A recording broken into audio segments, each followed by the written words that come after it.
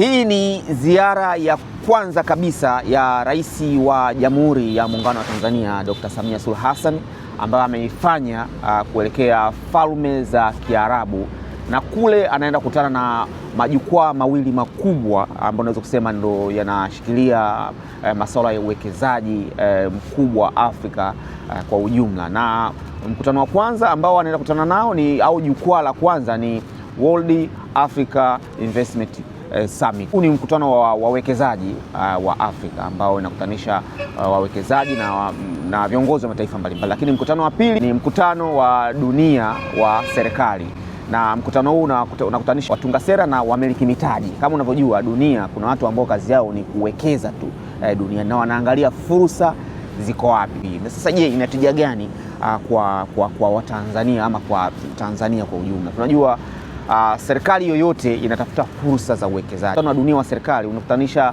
viongozi mbalimbali wa mataifa, watunga sera, wawekezaji kutoka katika mataifa mbalimbali duniani huko, nakutana pale na kujadili kuhusiana na serikali zijazo. Kama unajua, lazima upange mikakati kwa ajili ya miaka inayokuja, sera na masuala ya uwekezaji kwa ujumla.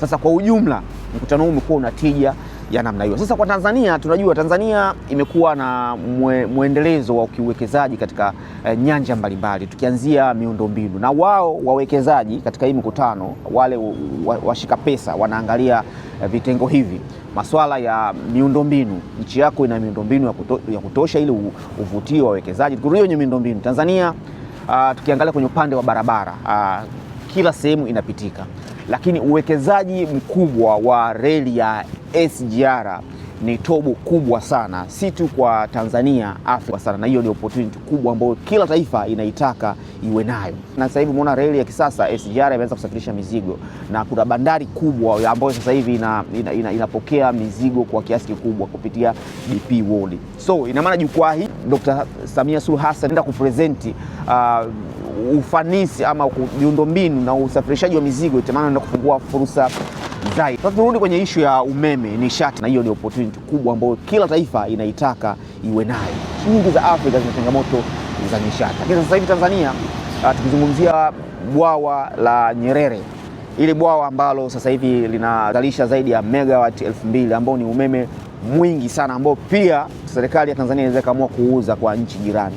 Huu ni umeme ambao unaweza kuvutia wawekezaji wengi sana. Kwa Watanzania kawaida, hii ni nini?